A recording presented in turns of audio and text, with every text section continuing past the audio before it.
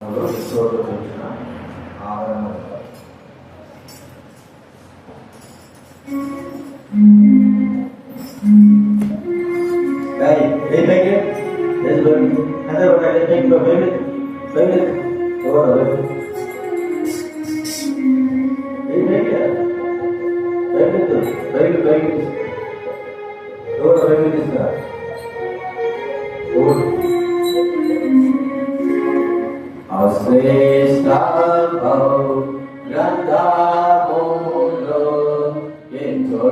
చూసినా ఆదరణయున్నది సుఖ దుఃఖములో వాగ్దానమున్నవి విశ్వాసము ధ్యానించుడి విశ్వాసము ధ్యానించుడి.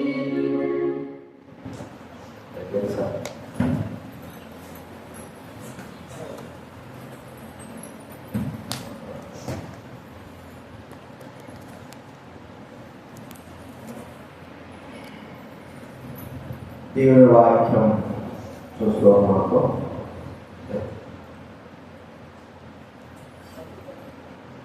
ప్రార్థన చేసుకుందాము. ప్రార్థన చేసుకుందా.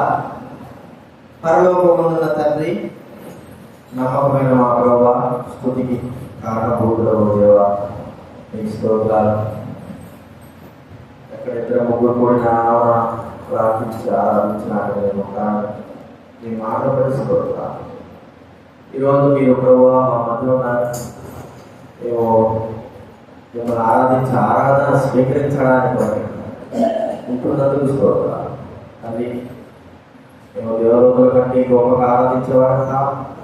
తెలుగులు సేవలు అనేకమైన వారు లోక సృష్టి ఆరాధించేదానికంటే మేము గొప్పగా ఆరాధించాం మాకు. అయితే ఆత్మతో సత్యముతో ఆరాధించడానికి కొరకే సహాయం చేసి కట్టించారు. దైవ వాక్యం ద్వారా మీరు మాట్లాడారు. మీ స్వరాన్ని పెట్టవచ్చు. దాని ఇక్కడ అందరూ పడుచుకోవాలి. ఇంకా ఎవరైతే రాయకపోతున్నారు, అలక్ష్య నిర్లక్ష్యంగా అవుతున్నారు, భయం లేని వారుగా అవుతున్నారు, భక్తి లేని వారుగా అవుతున్నారు. అది వారితో మీరు మాట్లాడారు. ప్రభావ మీ కృపను వచ్చిన వారందరూ బట్టి స్తోత్రములు తెలుస్తూ మరి మాట్లాడత స్తుతి ప్రభావం చెల్లిస్తూ యేసు నామమున ప్రార్థించి వెళ్తున్నాము తండ్రి.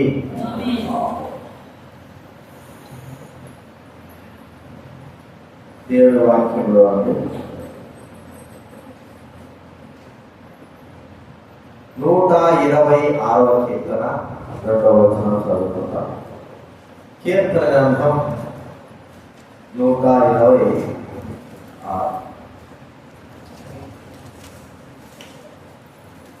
2వ వచనం మాత్రం చదువుకుంటా. కీర్తన గ్రంథం 126 2వ వచనం అలా చదువుతాయి. మీ మధ్యలో నుంచి 521 2వ కీర్తన గ్రంథం 126 2వ వచనం. మనము తల కలిగిన వారి వలె ఉంటుంది. అందరూ చూదా. మన నోటి నిండా నవ్వు ఉండేను, మన నాలుక ఆనందగానముతో నిండి ఉండేను. అప్పుడు యెహోవా వీరి కొరకు గొప్ప కార్యములు చేసినని అన్ని జనులు చెప్పుకోండి. 3వ వచనం. యెహోవా మన కొరకు గొప్ప కార్యములు చేసి ఉన్నాడు, మనము సంతోష భరితులమైతిమి.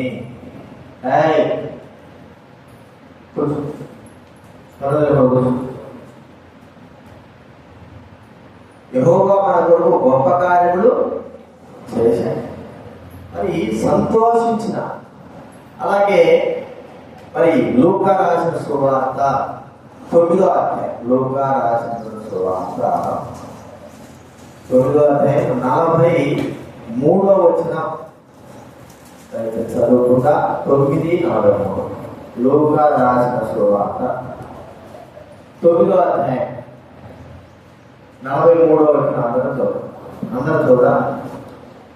గనుక అందరూ దేవుని మహాత్మ్యములు చూసి ఆశ్చర్యపడి అలాగే లూకా రాసిన సువార్త 19వ అధ్యాయం, లూకా రాసిన సువార్త 19వ అధ్యాయం 38వ వచనం. లూకా రాసిన సువార్త 19వ అధ్యాయము 38వ వచనం. బైబిల్ రాకడ నుంచి 72వ పేజీ 38వ వచనం అందరూ చదువుతున్నా. ప్రభువు పేరిట వచ్చు రాజు స్తుతింపబడును గాక, పరలోకమందు సమాధానము సర్వోన్నతమైన స్థలములలో మహిమయు ఉండును గాక అని తాము చూసిన అద్భుతములన్నింటిని కూర్చి మహాశబ్దంతో దేవుని స్తోత్రము చేయసాగిరి. యెహోవా మన కొరకు గొప్ప కార్యాలు చేశారు. కాబట్టి జనులందరూ సంతోషభరితులైన ప్రభువును ఘనపరుస్తున్నారు, మహిమపరుస్తున్నారు, స్తుతిస్తున్నారు, ఆరాధిస్తున్నారు. మరి కొత్త నిబంధనలో ప్రభువైన యేసు క్రీస్తు వారు ప్రజల మధ్య చేసినటువంటి గొప్ప కార్యాలు, ఆశ్చర్య కార్యాలు బట్టి ఏం చేస్తున్నారు? అద్భుతములన్నిటినీ, తాము చూసిన అద్భుతములన్నిటినీ వారి జీవితాల్లో మరి ప్రభువైన దేవుడు ఏ అద్భుతం చేశాడో, ఏ గొప్ప కార్యం చేశాడో వాటన్నిటిని బట్టి ప్రభువును స్తోత్రము చేస్తా ఉంటున్నా, ఘనపరుస్తా ఉంటాం, మహిమపరుస్తా ఉన్నా. కాబట్టి ఆరాధనకు యోగ్యుడు మన ప్రభువైన యేసు క్రీస్తు వారు. మనం గుర్తించగలిగితే ఒక్కొక్కరి జీవితంలో ప్రభువు చేసినటువంటి కార్యములు, వారి జీవితంలో ప్రభువు వారికి ఎంతటి గొప్ప కార్యాలు, ఆశ్చర్యకారాలు చేశాడు, ఎంత గొప్ప మహిమలు వారికి చూపించాడు. మనము ఒక్కొక్క జీవితాన్ని మనం ఒకసారి ధ్యానించగలిగితే వారు ప్రభువును స్తుతించి ఆరాధించి మహిమపరిచే వారుగా ఉన్నారు. ఆ ఆరాధించిన వారందరూ కూడా, చెప్పబోయే వారందరూ కూడా ఈ మాటనే వారు ఉచ్చరిస్తా ఉన్నారు. తాము చూసిన అద్భుతాలన్నింటినీ, తమ జీవితంలో జరిగిన అద్భుతాలన్నింటినీ గూర్చి దేవుని స్తోత్రం చేసేవారు. అదే అద్భుతాలు, అదే మహిమ, అదే కార్యాలు, అదే ఆశ్చర్య కార్యాలు ప్రభువుని దేవుడు మన జీవితంలో కూడా చేసి ఉన్నారు. వాటన్నింటిని బట్టి కూడా మనము ప్రభువును స్తుతించి ఆరాధిద్దాం. మొట్టమొదటి మనం చూస్తా ఉంటే యోహాను సువార్త 8వ అధ్యాయం. ఒక్కొక్క వ్యక్తిని మన గురించి మనం గుర్తించుకుంటే యోహాను సువార్త 8వ అధ్యాయం 11వ వచనం చదవడం. యోహాను బైబిల్ రాకడ నుంచి 88వ పేజీ, 88 పైనే 88 బైబిల్ రాకడ నుంచి 58వ పేజీ. 8వ అధ్యాయం 11వ వచనం దయచేసి చదవడం. ఆమె అందుకు యేసు, నేను నీకు శిక్ష విధింపను, నీవు వెళ్ళిక పాపము చెయ్యాకు. ఇక్కడ మనకు మరి పాపం చేత పట్టబడిన స్త్రీ మాట్లాడతాం. ఆమె జీవితంలో ఒక గొప్ప అద్భుతం, ఆశ్చర్యకరం చూడగలుగుతూ ప్రభువులో ఉంది. ప్రభువు యొక్క మరి మనసులో నుండి ఆమె చూసిన అద్భుత కార్యం ఏంటంటే శిక్ష విధింపలేదు. ఆయన మాట కదా, నేను నీకు శిక్ష విధింపడానికి అర్థం ఏంటంటే నేను నీ పాపాలు క్షమించాను అన్నమాట. చూడండి, మనకు ఆలోచించగలిగితే లూకా సువార్త 7వ అధ్యాయం, లూకా రాసిన సువార్త, ఇక్కడ కూడా మరో పాపాత్మురాలు స్త్రీ గురించి రాసిన మాట. 7వ అధ్యాయము 47వ వచనం. 7:47. ఆమె విస్తారముగా ప్రేమించారు కనుక నీతో చెప్పుచున్నాను, ఎవరికి కొంచెంగా చెప్పుకోవడం వాడు కొంచెముగా ప్రేమించని చెప్పి నీ పాపాలు క్షమింపబడి ఉన్నాయి అని ఆవిడ చెప్పాడు. ఇక్కడ కూడా ఒక పాపాత్మురాలు వచ్చింది. యేసు పాదం దగ్గరకు వచ్చి ఆయన మరి తలపైన అత్తరు పోసి ఆయన తల పెట్టుకుంటూ ఆయన పాదాలు తుడిచి కన్నీళ్లతో ఆయన పాదాలను తుడిచిన వ్యక్తిగా మనం చూస్తా ఉంటున్నాం.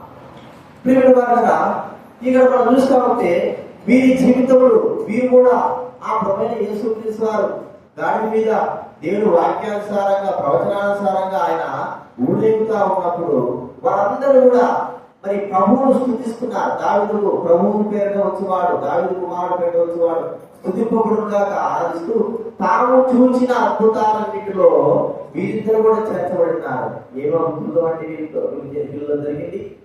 వారి యొక్క పాపము జీవితంలో నుండి వారిని విడిపించి పాపపు శిక్ష నుండి వారిని విడిపించి పాపములను క్షమించిన ప్రభు. ప్రియమైనవారా, ఎంత గొప్ప అద్భుతం ఏమిటి! మరి వారి పాపమును క్షమించి వారి పాపము స్థితి నుండి వారిని కరుణించి, ప్రియమైనవారా, ఇక వారు పాపము చేయకోకుండా వారిని అడ్డుపరిచిన దేవుడు, కాపాడిన దేవుడు. ఒక మాట చెప్పుకోవాలంటే వారు చేసిన పాపాలు క్షమింపరానివి, రాళ్ళ చేత కొట్టబడవలసిన వారు, మరణానికి అర్హత వారు, వారి జీవితంలో దేవునికి బహు దూరమైనటువంటి వారు, అనేకమైన వారి జీవితాలను నాశనం చేసిన వారు. అయితే ప్రభు దగ్గరకు వచ్చిన తర్వాత వారి పాపాలు క్షమింపబడ్డారు. వారు మరి సమాధానం గల వారై వెళ్ళిపోయినారు. ఇక పాపం చేయకోకుండా వారి జీవితం పవిత్రపరచబడింది.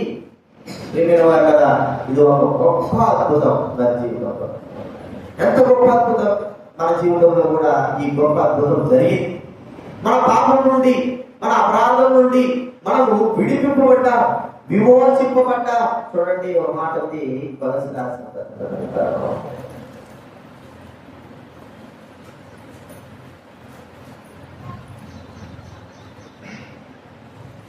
చూడండి, కొలస్సీ 1:13 చదవడం.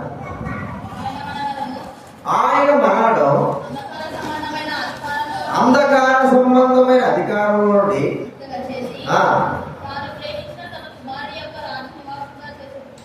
అంత మాత్రంగా చూడండి, ఎఫెసీ పత్రిక 1:7. ఎఫెసీ 1:7.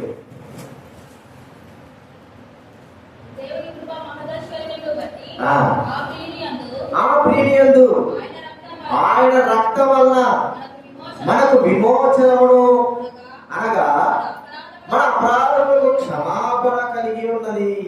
ప్రభువైన యేసుక్రీస్తు వారు మరి అక్కడ స్తుతింపబడుతూ గణపరచబడుతున్నాడు.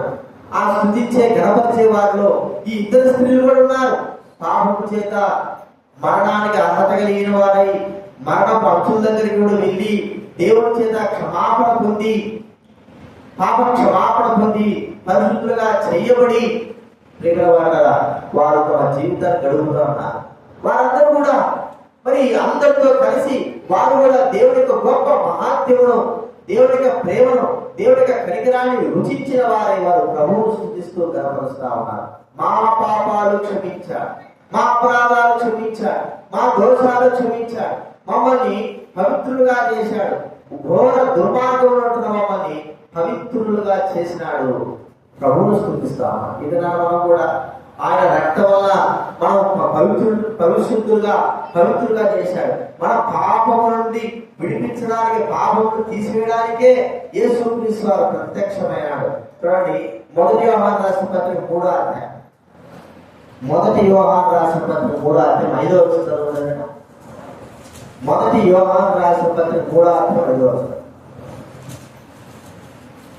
బైబిల్ గ్రంథం నుంచి 222 బైబిల్ గ్రంథం నుంచి పాపములను తీసివేయుటకై ఆయన ప్రత్యక్షమాయనని ఏం తీసేయడానికి వచ్చాడు ఆయన?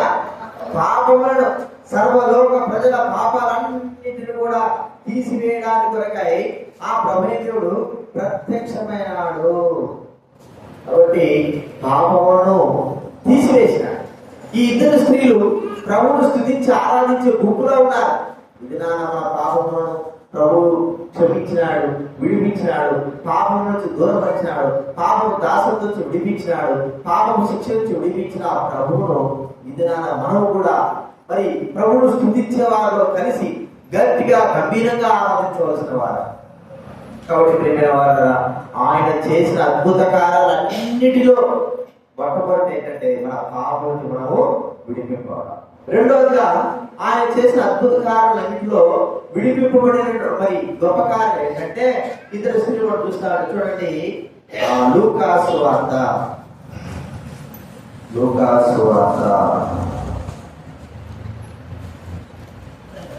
అక్కడ నడుము వంగిపోయినటువంటి స్త్రీ గురించి మనకి అక్కడ చెప్పబడతావు. లూకాసు వార్త 13వ అధ్యాయం 10వ వచనం.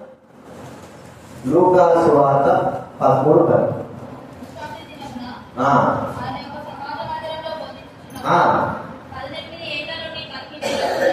ఆ 18 ఏంటంటే బలహీనపరచు దయ్యం పట్టిన ఒక స్త్రీ అసలు ఉండేను.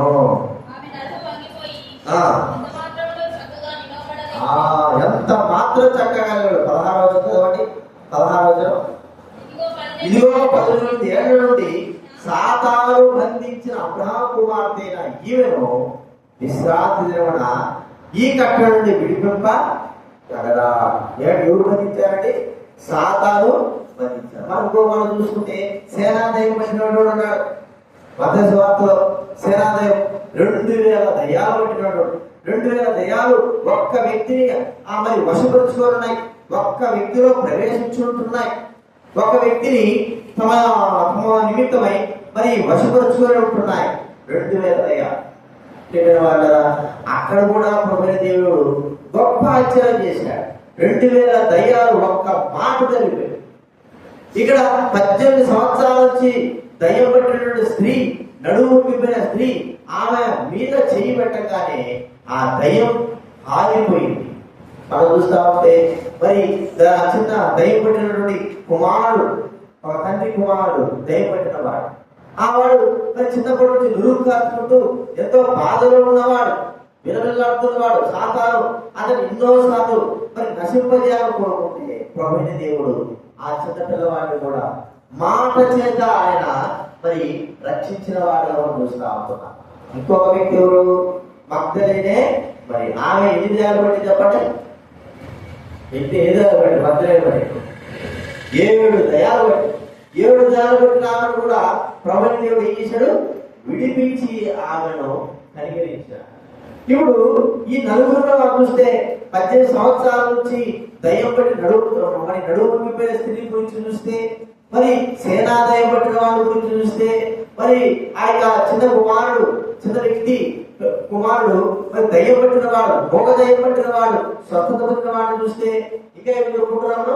మగ్దలేనే మరియను చూస్తే, ఈ నలుగురు కూడా ఇంతకంటే ఎక్కువగా దయ్యం పట్టిన వాళ్ళందరూ కూడా ఆ గుంపులో చేరి దేవుడు తాము ఆయన చేసిన గొప్ప కార్యాలన్నింటిని గురించి కూడా వారు గొప్ప శబ్దంతో ఆరాధిస్తా ఉంటున్నారు.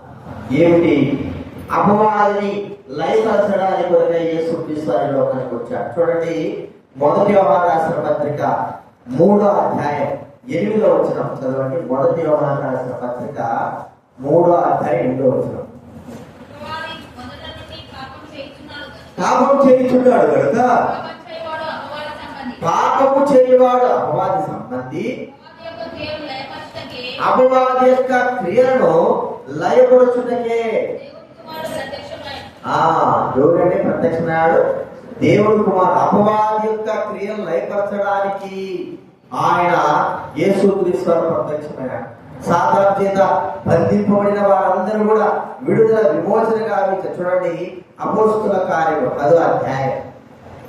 అపోస్తుల కార్యములు 10వ అధ్యాయం 38వ వచనం ఉన్నారట.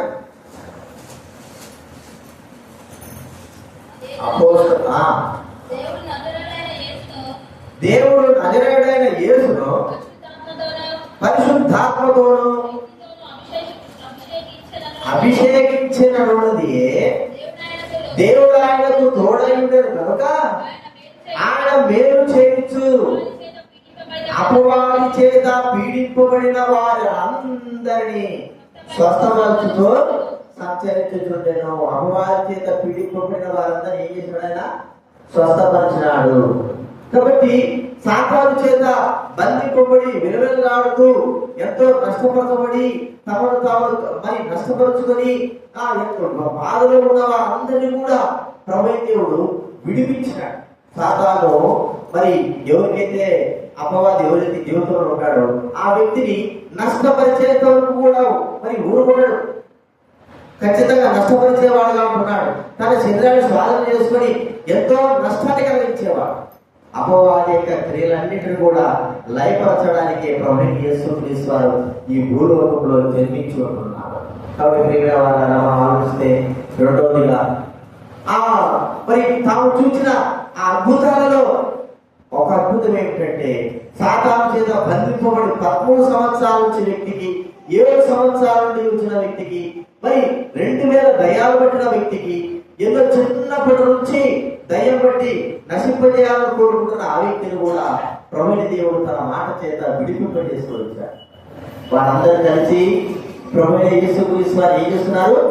ఆరాధిస్తున్నారు. తాము చూసిన అద్భుతాల్లో కదండి, తాము చూసిన అద్భుతాలు ఏంటంటే 13 సంవత్సరాలు చూపెట్టిన దయ్యము పోయింది.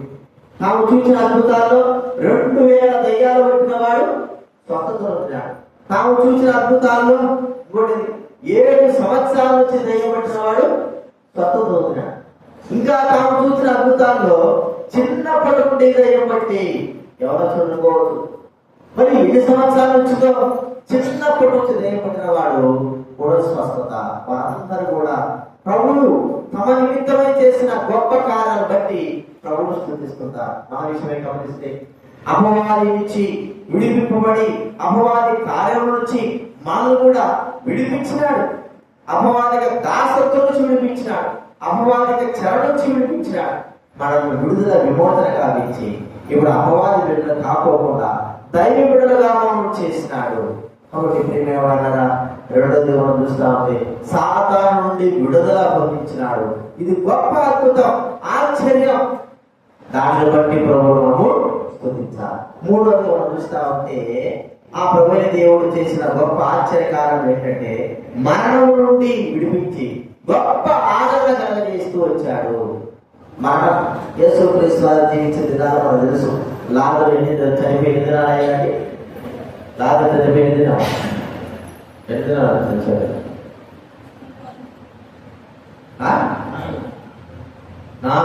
4 రోజులు అయిపోయింది.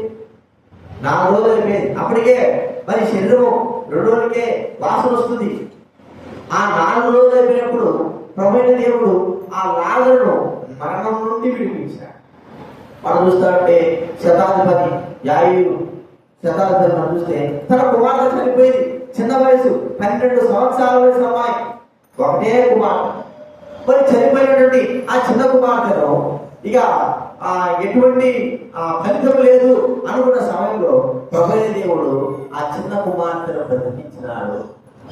అంత మాత్రమేనా, మరి ఆ యొక్క విధవరాలి కుమారుడు ఒక్కడే కుమారుడు, తనకి ఎవరు లేదు. తనకు ఆధారం తన కుమారుడే, తన కుటుంబానికి ఆధారం. ఆ కుమారుడు కూడా చనిపోయినాడు. ఆ కుమారుడు కూడా యేసుక్రీస్తు బ్రతికించినాడు కదండి. ఇలాగా ఎంతో మందిని వారి మరణం నుండి విడిపించి మరణం తప్పించిన ప్రభువైన యెహోవా కదండి. బైబిల్లో ఉంది, నాకు మరి మనిషి కుమారుడు తనకి ఇష్టమైన వారిని కూడా బ్రతికిస్తాడు, తనకి ఇష్టమైన వారు కూడా బ్రతికిస్తాడు. కాబట్టి యేసుక్రీస్తు వారు మరణం నుండి విడిపించినాడు.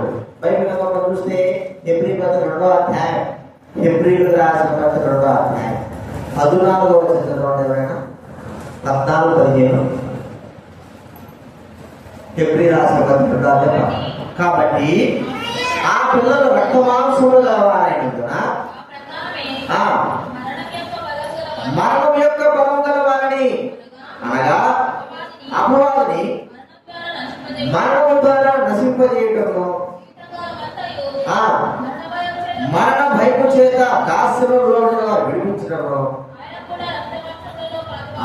మరణం యొక్క బలము మరణం ద్వారా నశింపజేయడానికి కొరకై జీవితకాలం మరణ భయం. మరణం అంటే అందరికీ భయం. అది ఆవరిస్తుంది, దగ్గరకు వస్తుంది. తెలిస్తే మరణము వస్తుంది, తెలిస్తే ఏ మానవుడు కూడా తట్టుకోలేడు. అందుకే మరణం ఎప్పుడు వస్తుందో ఎవరికి చెప్పకుండా దేవుడు మన స్వాధీనం చేసుకున్నాడు. ఇక్కడ చూస్తా ఉంటే మరణం నుండి విడిపింపు కదా. మనం గురించి మనం ఆలోచిస్తే మనం ఎలాంటి మరణం నుంచి విడిపింపబడ్డా? రెండవ మరణం నుండి విడిపింపబడ్డా ప్రభువునందు విశ్వాసం ఇచ్చిన తర్వాత నిత్య జీవంలో ప్రవేశించిన రెండవ మరణము మా పైన ఎంత మాత్రం ప్రభుత్వం చేయదు. మరణపు వేదనను తొలగించి ఆయన లేపబడ్డాడు. ఇప్పుడు మనకు ధైర్యాన్ని అనుగ్రహించాడు. ప్రేమ వారిని గుర్తించుకుందాం. ప్రభువైన దేవుడు మరణం నుండి మనల్ని విడిపించాడు. మరణపు అంచుల్లో మరణపు స్థితిలో మానవుడు ఉంటున్నాడు. మరణం నుండి మరణ ఛాయలో కూర్చున్న వారు గొప్ప వెలుగును చూచారని యేసుక్రీస్తు వారి గురించి వ్రాయబడింది. ఆ ప్రవచనం నెరవేరు. మనం చూస్తా ఉంటే మరణంలో నుండి ప్రభు మనల్ని విడిపించిన వాడుగా మనం చూస్తాం. అది మనం గుర్తుంచుకోవాలి. అంత మాత్రం కాదు, నాలుగోదిగా భయంకరమైన రోగాల నుండి ఇప్పుడు మన నుండి విడిపింపబడిన వారు ప్రభువు స్తుతిస్తున్నారు, ఆయన గణపరుస్తున్నారు. మరి తాము చూసిన అద్భుతాలు చూడండి. మరి ఆ లాలు చనిపోయిన తర్వాత, లేపిన తర్వాత అక్కడ ఉన్న వారందరూ కూడా దేవుడు మహాత్మ్యము చూసినారు. యాయిరు కుమార్తె చనిపోయిన తర్వాత ఆమె బతికించినప్పుడు దేవుడి మహాత్మ్యము ఆ కుటుంబము ప్రజలందరూ చూస్తూ వచ్చారు. ఇంకా ఎవరండి ఆయన మరి నాయుడు గ్రామంలో అక్కడ మనం చూస్తా ఉంటే విధవరాలే కుమారుడు గవిని దగ్గర వచ్చినప్పుడు తన కుమారుడు చదివి పాడలో ఉంటే యేసుక్రీస్తు వారు తాకి స్వస్థపరిచి తిరిగి ఆయన మరి పాడల కోసం వచ్చిన వారందరూ కూడా ఇంత గొప్ప వింతలు చూస్తూ వచ్చారు. వీళ్ళందరూ కలిసి తాము చూసిన గొప్ప కార్యములను బట్టి, మరణం నుండి విడిపించిన దాన్ని బట్టి, వీరితో పాటి మరణం నుండి మరి రక్షింపబడిన వారితో పాటి ఆ గొప్ప కార్యాలను చూసిన వారందరూ కూడా ప్రభువును స్తుతిస్తూ మహిమపరుస్తా ఉన్నారు. ఇది మనం కూడా మరణ భయం తొలగించాడు, మరణం కొట్టివేసినాడు, మనము లేకపోకుండా మనం చేస్తూ వచ్చాడు, రెండో మరణం లేకుండా చేస్తూ వచ్చాడు. ప్రియమైన వాళ్ళ మరణపు బంధకాల నుండి మనం విడిపించిన ప్రభువును స్తుతించి మనము కనపరచాలి. ఇది మూడోది మనం చూస్తాం. నాలుగోదిగా భయంకరమైన రోగాలు వచ్చినాయి. మన బాగా తెలుసు, ఎంతో మంది రోగాలకు చిన్న చిన్న జలుబులకి, దగ్గులకి చచ్చిపోయిన వారు ఉన్నారు కదండి. జరానికి చనిపోయిన వారు ఉన్నారు. జ్వరం మనం రోడ్డు వచ్చినా కూడా కొంతమంది ఏం కాదు, కానీ చిన్న జ్వరాలు వస్తే చచ్చిపోతున్నా, చిన్న జలుబులు చేసి చచ్చిపోతున్నా. అంటే మరణము రోగంలో ఉండడం చూసుకుంటున్నా. ఈ రోగాలలో మరి ఎంతమంది రోగాలు వచ్చాయి చెప్పండి. బైబిల్ గ్రంథంలో ఎంతమంది రోగిష్ఠులు అయిన వారు ఉన్నారు? ఎంతమంది ఉన్నారు? ఒక రోగిష్ఠులు చెప్పండి. ప్రభు కుష్ఠరోగం ఇంకా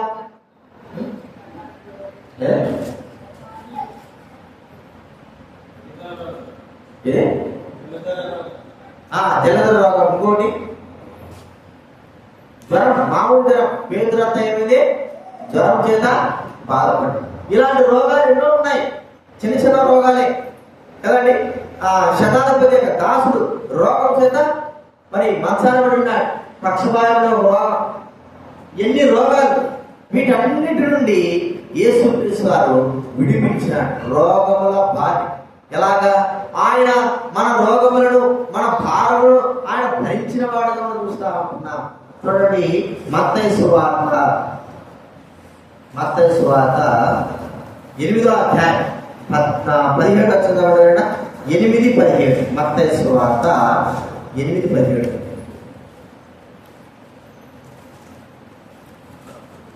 మత్తయి సువార్త 8:17.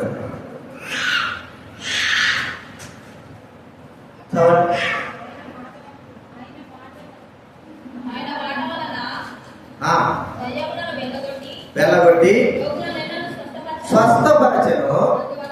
అందువల్ల ఆయనే మన బలహీనతను వహించుకొని, ప్రవక్త యెషయా ద్వారా చెప్పబడింది, ఆయనే మన బలహీనతను వహించుకున్నాడు. మన రోగాన్ని ఏం చేసినట్టు ఆయన భరించినాడు. కాబట్టి మనకు మన రోగములను భరించాడు, మన అపరాధములను భరించాడు, మన యొక్క రోగ శిక్షను భరించాడు. యేసుక్రీస్తు మనకు విడుదల కలగజేసినాడు. మరి ఆ యొక్క రోగముల చేత బాధపడి మరణపు అంచుల్లో వెళ్ళిన వారందరూ కూడా రక్షించినాడు. అన్ని రోగాల వారు ఆయన దగ్గరకు వచ్చినప్పుడు అందరినీ కూడా ఆయన చేయి పెట్టి ప్రార్థన చేసి అందరికీ మరి విడుదల విమోచన కాల్చి రోగం నుంచి విడిపించినాడు. వారందరూ ఏం చేస్తున్నారు? ఆ యేసుక్రీస్తు వారు ఊరేగుతా ఉన్నప్పుడు తాము చూసిన ఆ అద్భుతాలన్నింటిని బట్టి పేతురంతా ప్రభువు స్తుతిస్తాది. నాకు జ్వరం తగ్గించాడు, విషజ్వరం తగ్గించినాడు, జలోదర రోగం కలిగిన వాడు నాకు ప్రభు సహాయం చేశాడు, నన్ను మంచి ఆరోగ్యవంతుడిగా చేశాడు, శతాధిపతిగా దాసుడు నన్ను పక్షవాతం నుంచి కాపాడినాడు. వారు ఇలాగ అందరూ ఒక్కొక్కరు ఒక్కొక్క రీతిలో వారి యొక్క రోగములను ప్రభు మరి ఆ స్వస్థపరిచిన విధానాన్ని వారు స్తుతిస్తూ వచ్చారు. అయితే మన విషయమైతే ఏంటండి? మన పాపపు రోగమును భరించినాడు. మన రోగమంతా భరించి, మన శిక్ష, మన భారము అంతా కూడా యేసుక్రీస్తు వారు భరించిన వాడుగా చూస్తా ఉన్నాం. కాబట్టి మన పాపము లోకం నుండి ప్రభు అయిన దేవుడు మనల్ని విడిపించినందుకు ప్రభువును మనం స్తుతించగలగాలి. కొంతమంది రక్షింపబడింటారు. వారు ఎలా రక్షింపబడతారు? రోగములు బాగు అయిపోయింటారు. దేవుడు మరి భయంకర రోగాలతో వారిని మొక్కుతాడు. వారు ప్రభువును విశ్వసించిన తర్వాత ఆ రోగాల నుండి విడుదల పొందుతారు. వారిని భౌతిక సంబంధం రోగాలు విడుదలే కాదు, కానీ ఆత్మ సంబంధమైన రోగం కూడా ప్రభు భరించి వారికి విడుదల, మనకందరూ కూడా విడుదల విమోచన కలిగించి స్వస్థపరిచినాడు. నిన్ను స్వస్థపరిచే యెహోవా నేనే. మన అందరూ కూడా స్వస్థతకు కారకులుగా చేశాడు. ఇది మనం చూస్తా ఉంటున్నాం. 4వ 5వ మనం చూస్తా ఉంటే పరలోక రాజ్యం యొక్క ప్రవేశము. భూలోకంలో ఉన్నప్పుడు పరలోక రాజ్యం యొక్క ప్రవేశం ఎవరు జరిగింది చెప్పండి. నేడు నువ్వు నాతో కూడా పరదేశంలో ముందు పరదేశం యొక్క ప్రవేశం. భూలోకంలో ఆయన ఉన్నప్పుడు ఎంత గొప్ప కార్యం జరిగింది. ఒక పాపి, ఒక మోసగాడు, ఒక దొంగ ప్రభు దగ్గర క్షమాపణ పొందిన వెంటనే ఒకవేళ ఆ పాపి గారిని బయటకు ఉంటే మరి ఆ సందర్భము మనం చూస్తే ఇక కొన్ని సందర్భాలు ఉన్నాయి. మీరు దేవుని రాజ్యానికి పాత్రులు. మనం ఆలోచిస్తే 12 శిష్యులు గురించి చెప్పాడు. మీరు మరి 12 సింహాసనం కూర్చొని మరి తీర్పు తీరుస్తారు, అంటే దేవుని రాజ్యంలో ఉంటారు. ఒక వ్యక్తి గొప్ప కార్యం జరిగింది.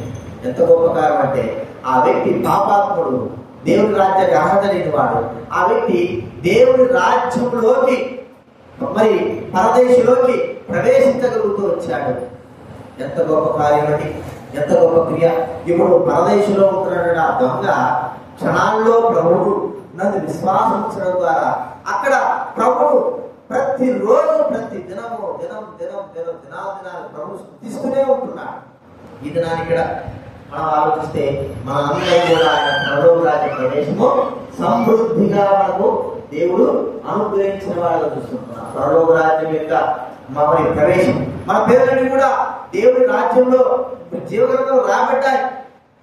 మనకు దేవుడి రాజ్యంలో ప్రవేశం ఉంది.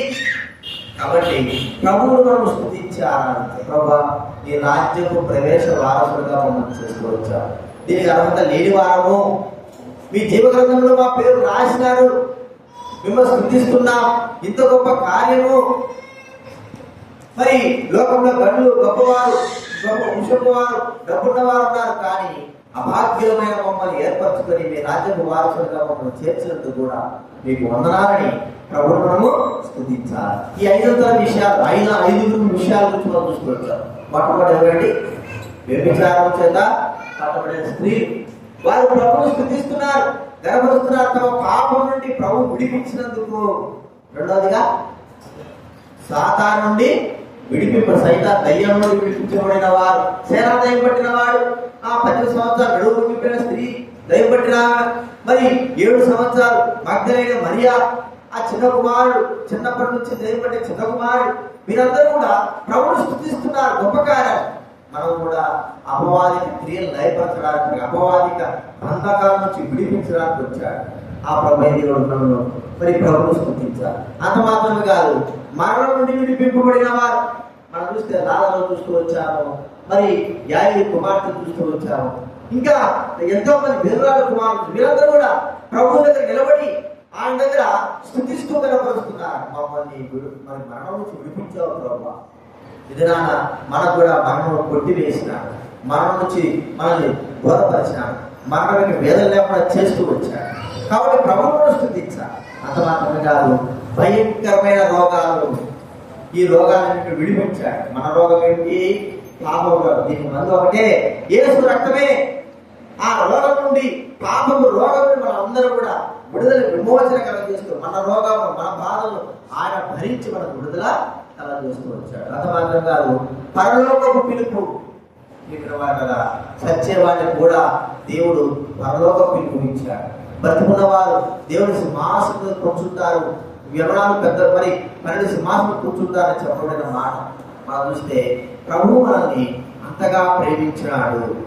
కాబట్టి ఆయన మనకు చేసిన ఈ గొప్ప కార్యం వీళ్ళందరూ కూడా ప్రభు స్తుతించారు. మనము కూడా మనకు ఆయన చేసిన గొప్ప కార్యాలను గుర్తుపెట్టుకొని మనం అందరూ కూడా గట్టిగా గంభీరంగా ప్రభుత్వము స్తుతిద్దాం. విషయాలు జ్ఞాపకం ఆరాధనలో ప్రవేశిద్దాం. పాల్గొనకుండా లేచి కూడా